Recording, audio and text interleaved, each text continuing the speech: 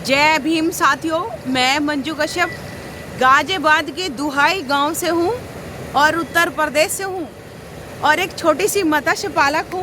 तालाबों से संबंधित मैं कार्य करती हूं, लेकिन आप सभी को एक शुभकामनाएं मैं देना चाहती हूं सोशल मीडिया के माध्यम से।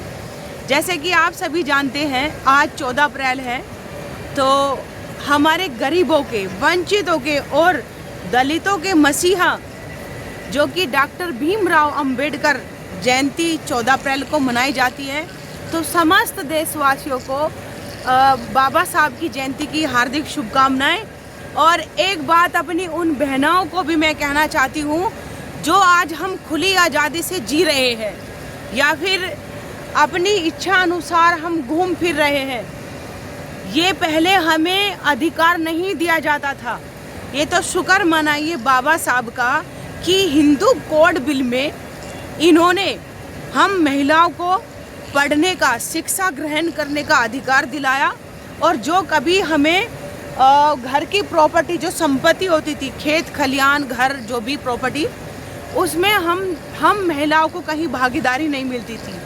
तो ये सब एक मान सम्मान हो, चाहे शिक्षा हो, चाहे संपत्ति हो, तो ये सब हमें मिली ना होती अगर बाबा साहब ने हमें दिलाई ना होती।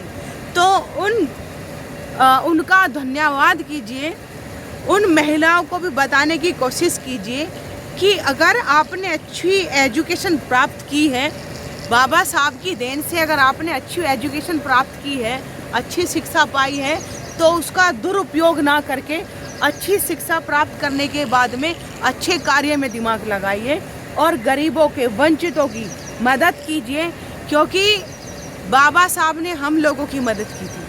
अब हम लोगों का फ़र्ज बनता है कि हम भी अपने जैसों की मदद करें जो हमारी बराबरी के वे बन सके। जिन लोगों को शिक्षा नहीं मिली है, एक सरकार के दायरे में रह करके किस तरह से वे शिक्षा प्राप्त कर सकते हैं, आप उनको बताने की कोशिश कीजिए। तभी मानना कि जो बाबा साहब ने लड़ाई लड़ी थी हम लोगों के लिए, आप लोगों ने उनकी बातों का पालन किया और अपनी ही तरह दूसरे अन्य बच्चों को भी शिक्षित किया, उनको उनके हक अधिकार दिलवाए। और तो और एक चीज़ और बता देती हूँ आप सबको, सुन लीजिएगा।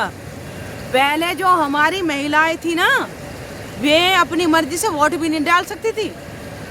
जब वोट डालने जाती थी तो घर के जो पुरुष होते थे ना, घर के पुरुष होते थे या प्रधान या पार्षद जो भी होते थे, उनको बोल देते थे कि फलाने की बहू उस चुनाव चिन्ह पे आपको वोट डाल का ना है।